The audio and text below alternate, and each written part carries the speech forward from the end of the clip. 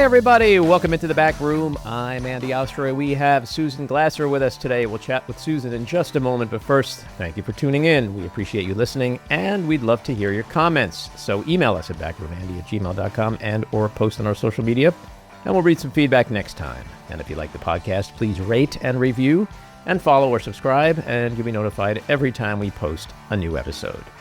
So, Susan Glasser is a staff writer at The New Yorker, where she writes a weekly column on life in Washington.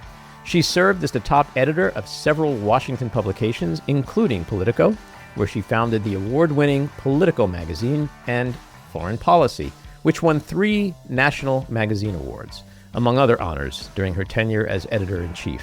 Before that, she worked for a decade at the Washington Post, where she was the editor of Outlook and National News. She also oversaw coverage of the impeachment of Bill Clinton, served as a reporter covering the intersection of money and politics, spent 4 years as the Post's Moscow co-bureau chief, and covered the wars in Iraq and Afghanistan. She edited Roll Call, a Capitol Hill newspaper, early in her career. Her books include Kremlin Rising, The Man Who Ran Washington, and most recently, The Divider, a best-selling history of Donald Trump in the White House, which she co-wrote with her husband, Peter Baker. Susan, welcome back into the back room. Oh, thank you so much. I'm delighted to be with you. So I want to start off and talk about your 2 latest New Yorker pieces. Last week, you wrote a piece called On Trump, Gaza, and the Perils of a Blank Check for Israel. Tell me about the blank check. Yeah, I think it's really remarkable because so much of the commentary, as we've seen these horrific images recently coming out of Gaza of, starving kids and the utter destruction of the Gaza Strip, you have this sort of he's up, he's down kind of commentary, colored commentary about Donald Trump. And, oh, is this a break with Netanyahu? Is this, some kind of a new policy that we're seeing from the Trump administration? And I think that's one of the ways in which the president often gets the benefit of the doubt, rather than looking at the continuity of his actions over these last 6 months and the fact that, if anything, he bears a significant amount of the responsibility for this latest round of hunger inside Gaza. Because when Netanyahu withdrew from the ceasefire almost unilaterally in March, and imposed a near total blockade on food aid in Israel, the United States, as you know, has an outsized say in Israeli security matters because it is an outsized contributor to Israel's security. And you didn't hear a word from Donald Trump about this blockade of aid. In fact, they set up a new, very dysfunctional, broken system of food distribution that was a partnership between the United States and Israel, and it didn't work. And that is one of the reasons we're seeing this crisis unfold right now. So again, I just, obviously the responsibility is Israel's, it's Netanyahu's for his own policy. But, there's such a deep intertwining at this point between the politics of the Republican Party and the fortunes and the politics of Netanyahu's government. And I feel like that was just sort of missing from the conversation in many ways. It's an interesting thing to think about when you factor in single issue American Jews back in November. And just for the record, I want to establish I am a Jew. But there were a lot of single issue Trump supporters in the Jewish community. And I'm wondering if they can get beyond the psychology of it. Trump supports Israel. Trump is very pro-Israel. And actually think about it. His policies, his behavior, his rhetoric has, I think, been a disaster for Israel. Yeah, it's interesting you make that point. I actually spoke with Dan Shapiro, the former U.S. ambassador to Israel during the Obama administration. Then during the Biden administration, he was a senior official at the Pentagon in the wake of October 7th, working on the U.S. and Middle East security issues. Dan is a very thoughtful observer, by the way, a very pro-Israel Democrat. And he was the one who used the phrase about Trump's, the responsibility that he bears in part because of the backlash that Israel is now facing. That, whether you are right wing or left wing, supporter of Israel at this point. This doesn't look like it is a politically beneficial move. And yet, let's level set that we're having this conversation when Israel's poised on the brink of actually escalating the conflict even more in Gaza. And one of the important points that Dan, the former ambassador, made to me that I think, again, gets lost in a lot of the very rhetorical conversation about this right now is that Trump's own rhetoric about essentially depopulating Gaza, taking all the Gazans out of Gaza and turning it into some kind of a Riviera of the Middle East with golden Trump casinos. Remember all that? Okay. Not only was that wildly naive, but Dan's point to me, which I think is really important to underscore, is that Trump was giving, in effect, a permission slip to very extreme parts of the Netanyahu political coalition, who that's exactly their goal is, in effect, depopulation of Gaza, reannexation of it, and, some kind of nebulous but massive sweeping transformation of the enclave. And, Trump has never retracted this proposal. He doesn't talk about it anymore. Of course, most people rolled their eyes, thought this is absurd, it's embarrassing, it's ridiculous for a president of the United States to say something so naive. But I think beyond the kind of surface naivete of, the ignorant real estate developer proclaiming that he's going to redevelop this horrific war zone in the middle of the war, I think there's something actually even more nefarious at work here, which is it's the enabling of extremism. And again, from my perspective, that's part of the question of the blank check. When you have essentially one of America's two political parties, the Republican Party, has become almost an uncritical supporter of Israel, no matter what it does, a kind of a restraint both on Israel's actions, but also in our politics has been lifted.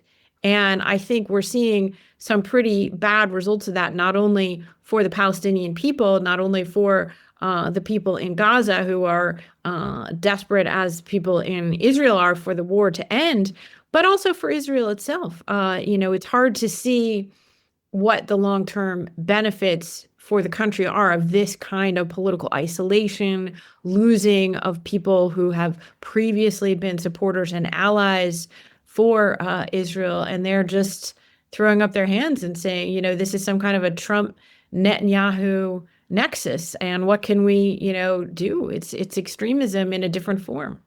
Yeah. You suggest in your piece that Trump's flip-flopping on foreign policy with regards to Israel is, at least in large part, based on the images he sees when watching TV. I suppose the same holds true for his domestic policy decisions, but with a constantly changing news cycle, how dangerous is that?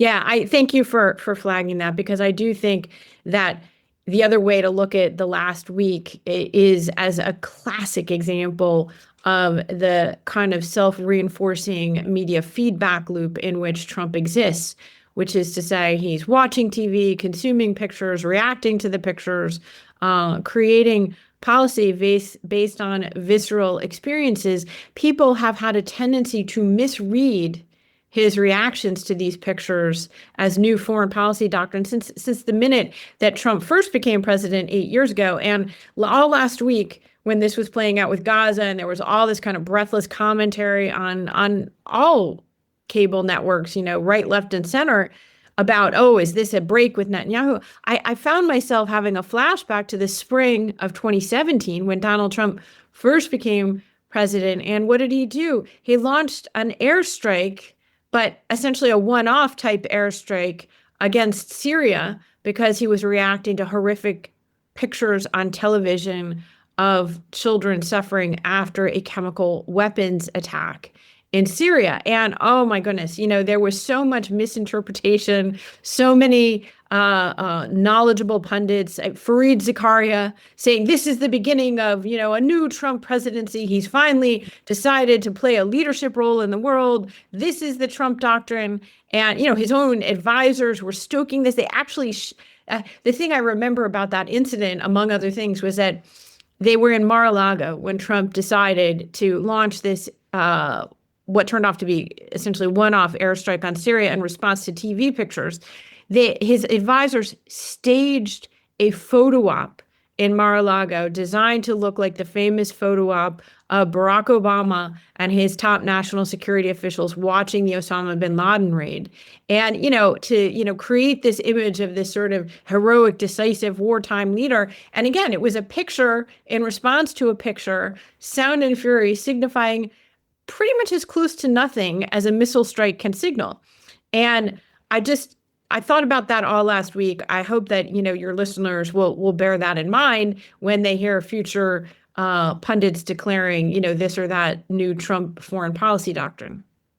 So he promised to end the Israel-Hamas war day one, which was kind of suspect to me because I thought Jared Kushner brought peace to the Middle East 7 years ago. But I guess that's besides the point. There's a line in your piece, which I love. Quote, wars, it turns out, do not end magically because Trump clicks his heels and demands that they do so. Do you think he's finally realizing that? Or did he know that all along and he's just willfully lying to his base? That's the big question, isn't it? Well, look, remember Donald Trump's whole life, his personal life, his business life, before he became president, his political life. It's all about creating or projecting a reality that doesn't exist and then seeing how far you can get others to go along with it. And I think that has been his approach to foreign policy, as it has been his approach to so many things.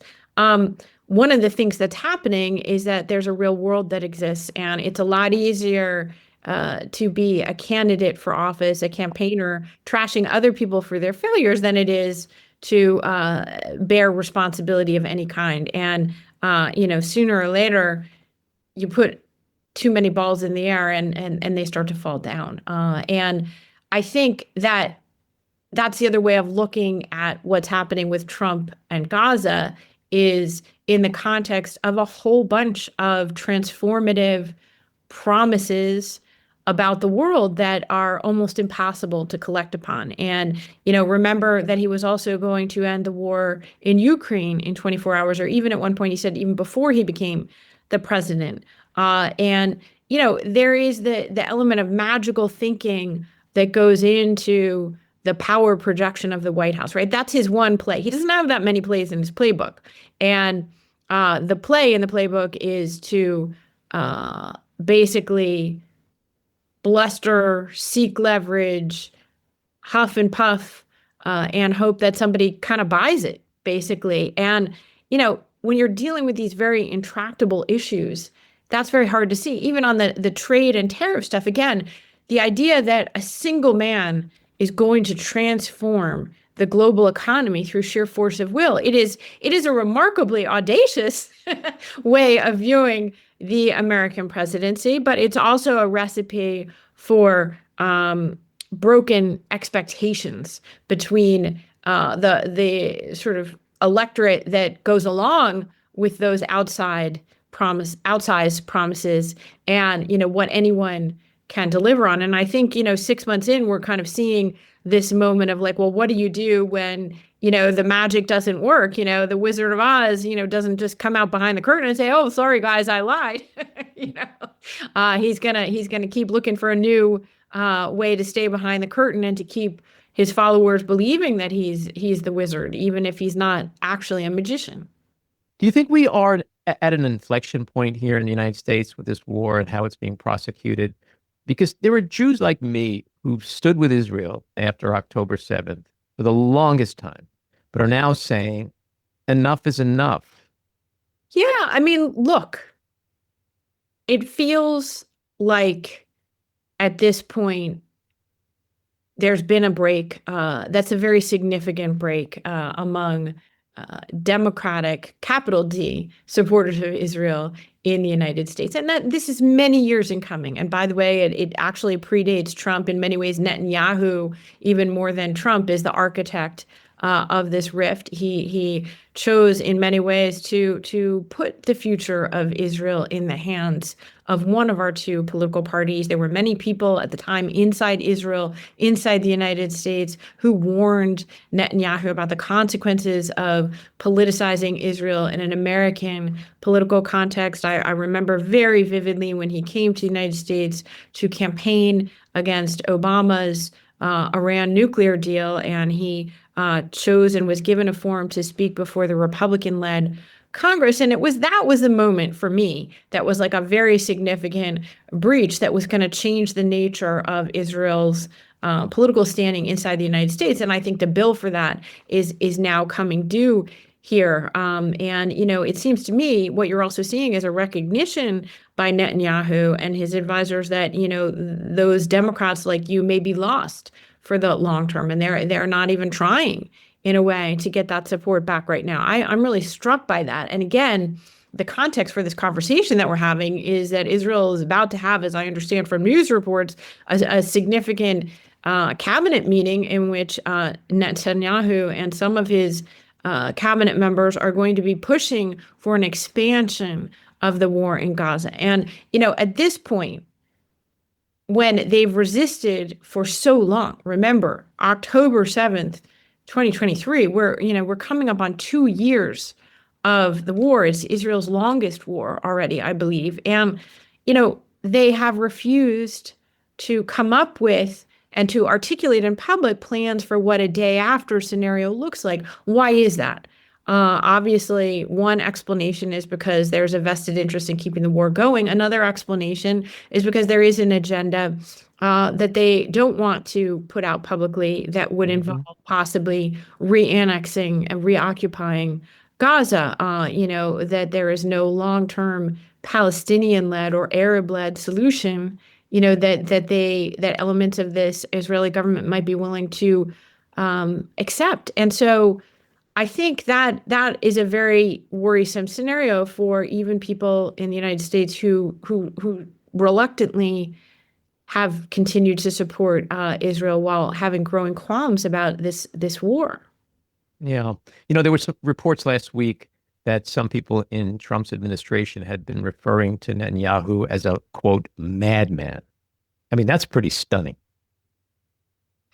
Well, I think many, many American presidents, because, Netanyahu is already essentially the longest serving modern leader of Israel. And he has infuriated interlocutors of both parties here in the United States, going all the way back to the beginning. In fact, my husband and I wrote a biography of former Secretary of State Jim Baker, who was the Secretary of State back in the George H.W. Bush presidency. And this is a little known episode, but it goes to your point about, frustration with Bibi being bipartisan.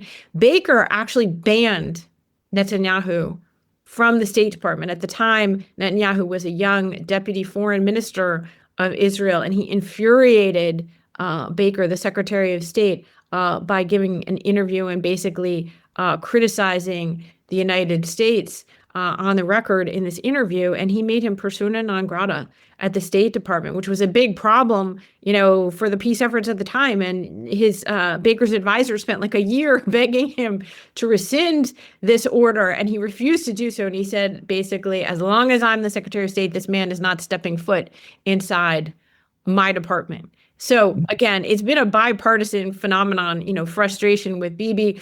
My husband, Peter Baker, tells the story of his first day on the White House beat as a relatively junior reporter back during Bill Clinton's presidency. Netanyahu was at the White House meeting with Clinton that day. By this point in his first term as prime minister, this is a famous meeting because it's the meeting that, according to subsequent reporting, is the meeting at which, after Netanyahu left, Bill Clinton said, "So who's the goddamn president of the United States here?"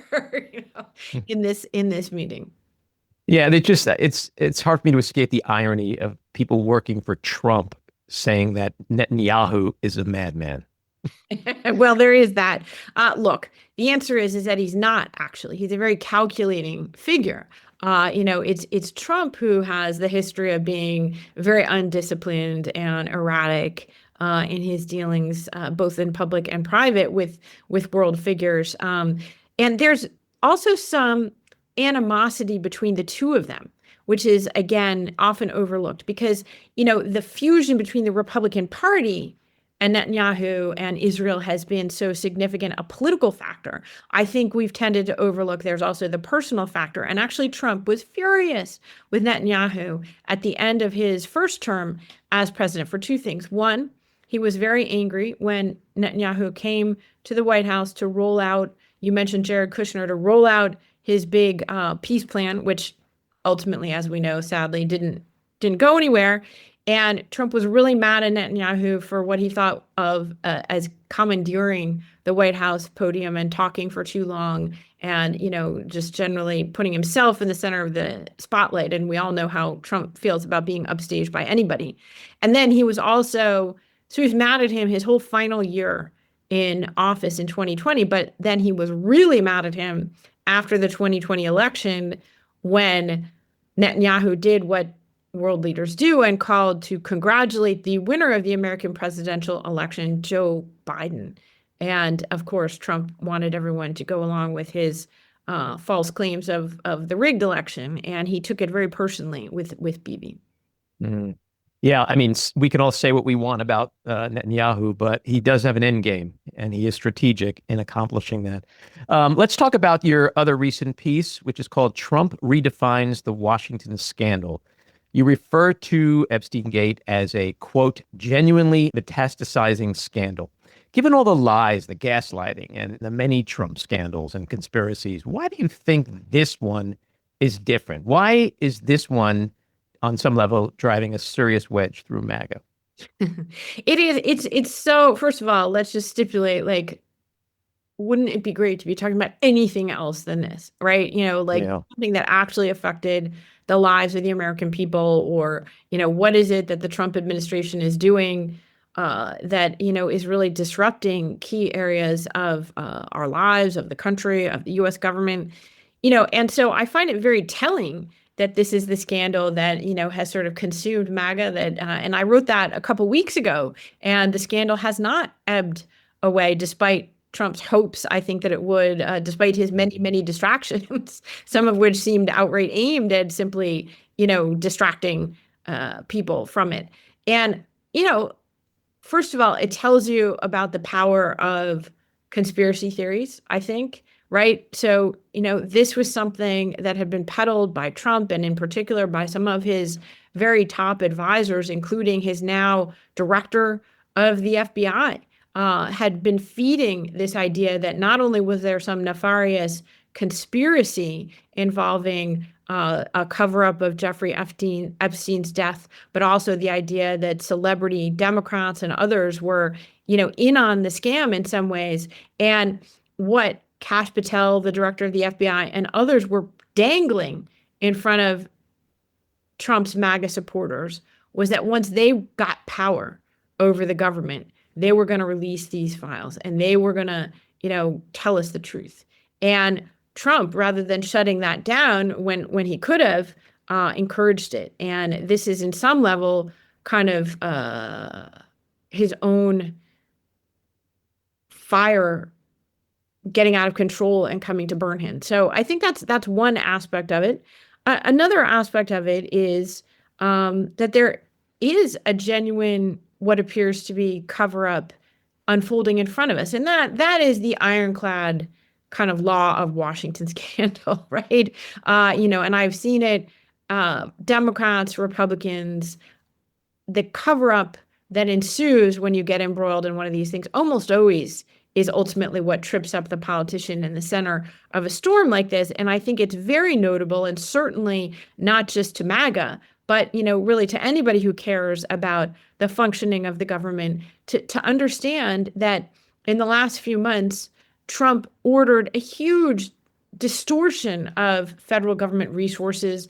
There were large numbers, possibly as many as hundreds of FBI agents and Justice Department officials combing through these documents in order to fulfill this campaign pledge. And then it abruptly stops. And, for the last couple months, basically, you're left to wonder, well, how many times is Trump's name in these documents? Donald Trump has said publicly, oh, no, my name wasn't in it. And no, I was not told by the attorney general that my name was in these documents. But in fact, reporting has shown that he was told by the attorney general that his name was in these documents. So, watch the cover up, number one. Watch how attached MAGA is to its kind of conspiracy theory view of Washington and of the world.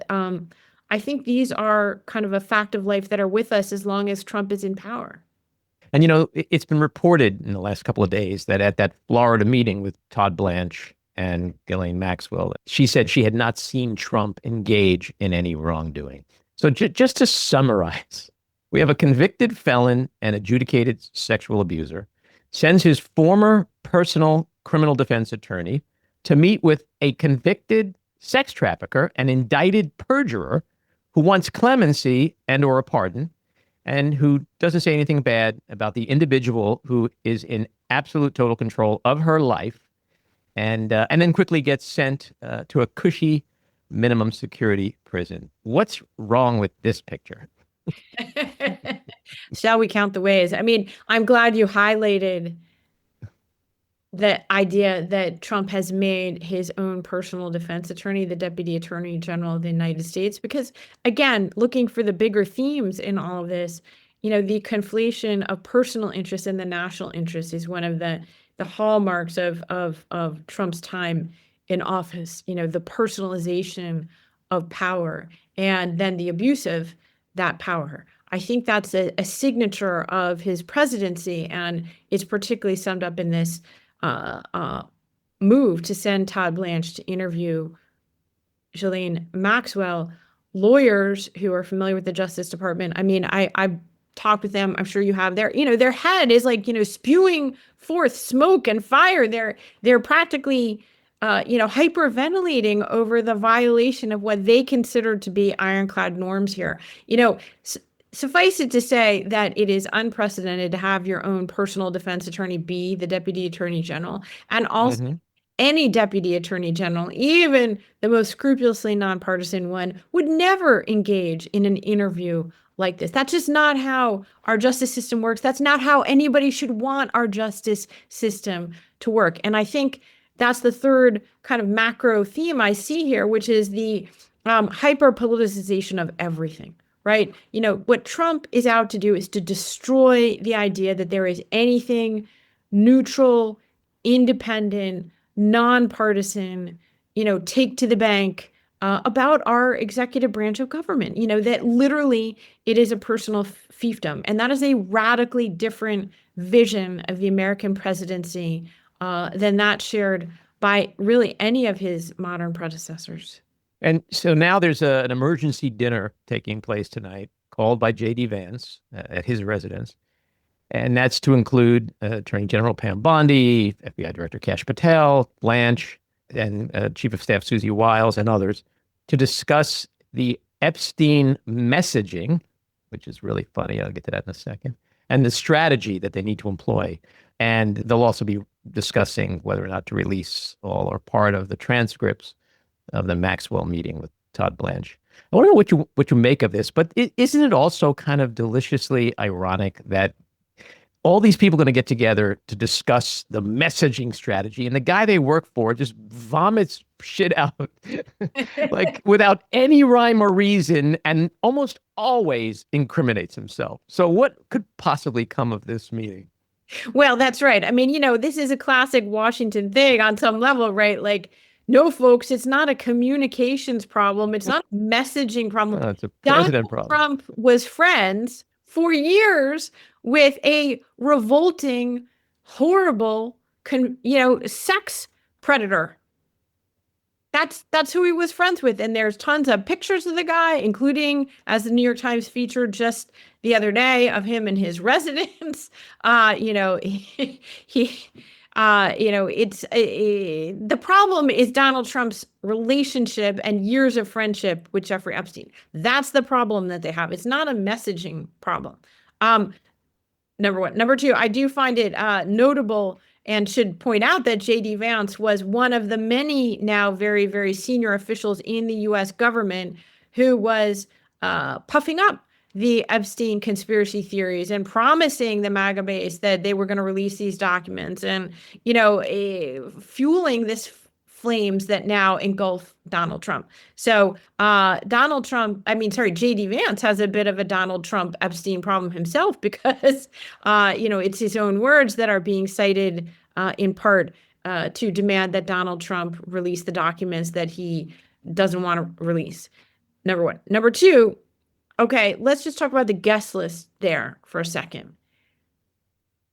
The inclusion of the FBI director in the middle of meetings like this is so wildly inappropriate. The inclusion of an attorney general in hyper-partisan environments, so wildly inappropriate. This is the inversion of the post-Watergate order of things. The idea that Americans came out of Watergate with, which is that, in fact, we should try to have a Justice Department that is insulated from partisan politics. That was one of the main takeaways of the Nixon era. And as always with Donald Trump, it's like he seems to see Richard Nixon not as a cautionary tale, but as the playbook for how he wants, Washington to work. But, where did Richard Nixon's attorney general and campaign chair, John Mitchell, end up? He ended up in jail. Right now it looks like our system of, justice and accountability is so broken that these folks feel like there's that they have complete impunity. But to blur the lines of partisan politics and our justice system and to have the FBI director in a meeting like this. And I don't like to go in for whataboutism because I do feel like that's a game, that doesn't usually lead anywhere good. But I have to say, I have been thinking all week long, about Bill Clinton meeting for 5 minutes on the tarmac with right. Attorney General Loretta Lynch and the, hysterical cries of outrage that greeted that by Republicans. And here we have the Attorney General, the FBI director in the middle of conversations about the political handling of a very serious sex trafficker like Ghislaine Maxwell and thousands and thousands of pages of documents that have resulted from the investigation of her and her now dead co-conspirator. Yeah. Well, I mean, to your point, it's not a normal administration meeting. It's not a normal senior official meeting. It's like a mob meeting. It's like the thing that took place upstate New York like 70 years ago, or whatever. Like, these are capos getting together to discuss how to, insulate the Godfather and stay on point. It really is kind of crazy. But the last thing I want to ask you about, you wrote that this scandal is not about Trump's well-known friendship per se with the sex trafficker Jeffrey Epstein or his nonstop lying, but rather that, quote, the novelty here is that millions of Americans who knew that Trump was friends with such a horrid man and voted for him anyway now appear to have decided that in a choice between Trump and a favorite conspiracy theory, they may just stick with the conspiracy theory. I really agree with you on that, and it really feels like that's happening. So it sounds like you believe this scandal is a real existential threat to Trump and perhaps even to Republicans. Yeah, I mean, look, this is the most significant rift we've seen open up inside the MAGA base, and you have, some Republican members of Congress who've been absolutely refusing to break with Trump on any policy matters, any substantive matters in this administration. Many of them have been voting for Trump-approved bills, even despite their own articulated qualms or concerns about them. And yet a number of Republicans have even teamed up with Democrats. There's a motion to have a discharge petition in the House if they come back after their month-long recess in September and the documents still aren't released. There's an effort that's bipartisan, has a number of Republican co-sponsors as well as Democrats to force action on releasing these documents. And, again, this is the only thing that this handful of Republicans has been willing to openly defy Trump on. So I don't want to dismiss the significance because I think it's real. However, I will say this. There have been concerns about Trump before among Republicans at many points along the way over this last 10 years. And because there's an absence of alternative, and then B, because they really hate Trump's critics more than they're concerned about Trump's own actions, in the end, they're likely to come back to him. And, overall, Donald Trump is a very unpopular, almost a historically unpopular president. I think we should underscore that and say that again and again, because he lies about it so much. I feel like even his critics sometimes accept his kind of false statements about where he stands with the American public. So let's be clear that Donald Trump, according to Gallup, just has now sunk to the worst ratings of his second term and close to his worst ratings that he's ever had overall in Gallup polls. And he was a very, very unpopular president in his first term. And he has now sunk over the course of the first 6 months of his second term. His legislative initiative, the sort of tax cuts for the rich and spending cuts for everybody else bill is extremely unpopular, according to almost all surveys. And he struggled, as we talked about at the beginning of this conversation, to implement many of his sweeping and transformative, promises because they were based on false premises. And so, I think I see a presidency struggling in many ways, but one that is very, very adept at so far shaping a narrative of so much winning. And so we'll see, as reality hits in September, as we see whether the economy is really going to tank, as many economists, nonpartisan economists, fear. Does the Epstein thing define our politics? I don't think so. Does it further weaken a guy who's in trouble? Yeah, I think it probably does. Yeah, well, that's the key point right there, because as you know, these days elections are won and lost on the margins, and we don't need MAGA to be destroyed. We need 3% of MAGA to just say, I've had it. And that could be a game changer. Susan, thanks for coming on and sharing your terrific insights. Do come back again. Thank you so much for having me. It was a really great conversation. All right. Take care. This episode of The Back Room was edited and produced by me, Andy Ostroy. It was co-edited and co-produced by Maddie Rosenberg and co-produced by Jen Hammoud. Our theme song was composed by Andrew Hollander, and our logo was designed by Cricket Langell. And special thanks to Patricia Wind. Please take a moment to rate and review the podcast, and also follow or subscribe. Until next time, keep your eyes on Washington, Hollywood, and your own backyards, and have a great week.